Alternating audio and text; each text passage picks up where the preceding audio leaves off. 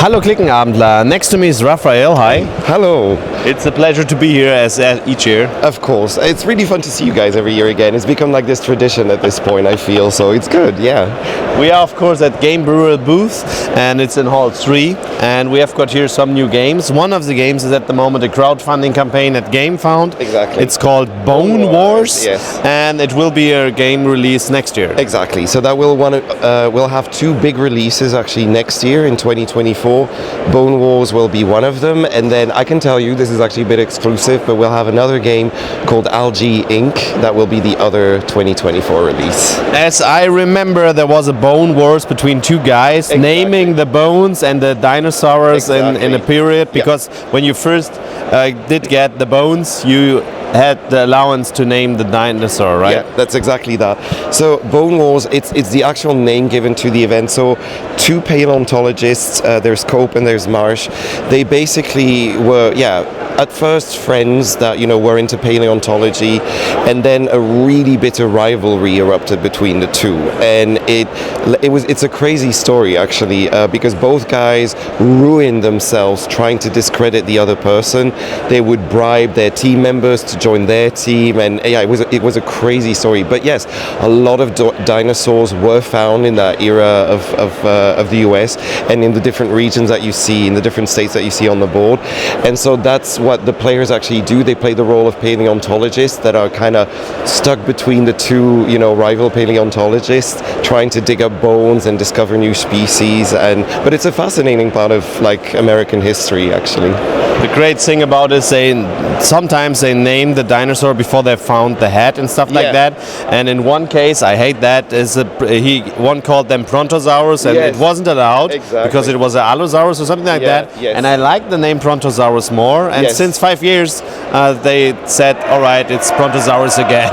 Yeah, exactly. It's kind of interesting because, like you said, it was this race almost as well to show that I'm the better paleontologist and I'm more intelligent than you, and it's really wild. Wim, who's the author, so he's actually one of our colleagues. He's the one that created the game.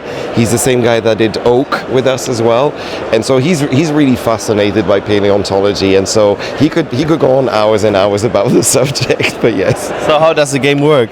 So every player basically has a team of paleontologists, and you have two types of main actions. You have the dig site actions, because these are the dig sites in the 6 different states, and then you have the paleontology actions here at the top.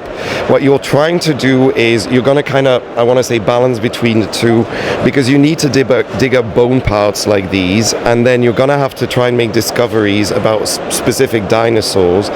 And then these dinosaurs, once you collect the correct amount of bones that they require for assembly, you're going to publish theories about them. So you're going to publish papers, and you can either publish a new paper, so you've got these tiles here, and depending on the number of bones that you actually manage to find, you're going to publish a paper about that, but according to your current patron, because you're going to be faithful to either Marsh or Cope. That is up to you. And the players kind of split up between the two of them at the beginning, but you can swap allegiance during the game.